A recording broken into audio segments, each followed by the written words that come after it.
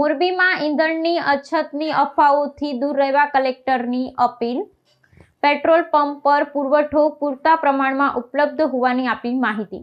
પશ્ચિમ એશિયામાં પ્રવર્તી રહેલા યુદ્ધના તણાવને પગલે સોશિયલ મીડિયા પર ઈંધણ પુરવઠો ખોરવવાની ભ્રામક માહિતી વાયુ વેગે ફેલાઈ રહી છે, જેના કારણે મોરબી શહેર અને આસપાસના વિસ્તારોમાં પેટ્રોલ પંપો પર વાહનોની લાંબી કતારો જોવા મળી રહી છે.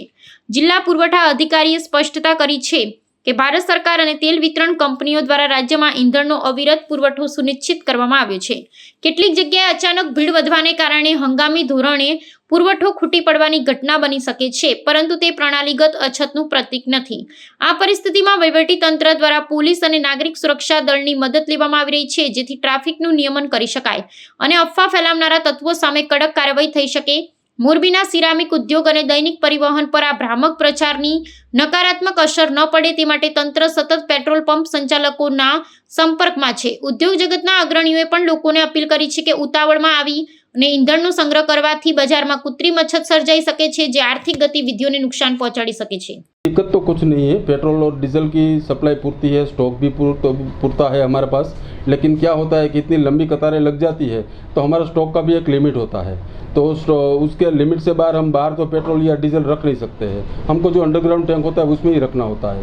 तो हमारे पास जो स्टॉक होता है अफवाह की वजह से वो स्टॉक खाली होता है, तो लोगों को ऐसा लगता है कि पेट्रोल डीजल नहीं मिलेगा.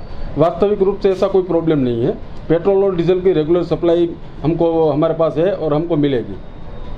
लोगों को क्या अपील करेंगे आप? लोगों को एक ही अपील करूंगा, कोई भी अफवाह पे आप बिल्कुल ध्यान मत दीजिए और पेट्रोल और डीजल का आपको सप्लाई रेगुलर मिलेगा. और મોરબી શહેર અને મોરબી જિલ્લાના લોકોને એક વિનંતી કરી રહ્યો છું કે આપણા જિલ્લામાં, સમગ્ર રાજ્યમાં કે સમગ્ર દેશમાં, હાલ મારી જવાબદારી જિલ્લા પૂરતી છે, તો હું મોરબી જિલ્લાની વાત કરું તો પેટ્રોલની ક્યાંય અછત નથી.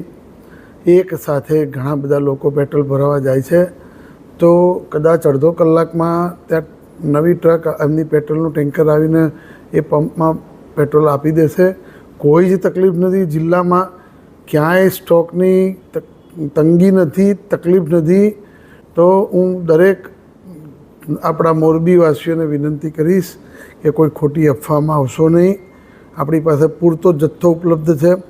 હમણાં 4 કલાક પહેલાં જ આપણા રાજ્યના નાયબ મુખ્યમંત્રીશ્રીએ પણ આ રીતે પ્રેસ કોન્ફરન્સ કરી અને લોકોને એક અપીલ કરેલી જ છે.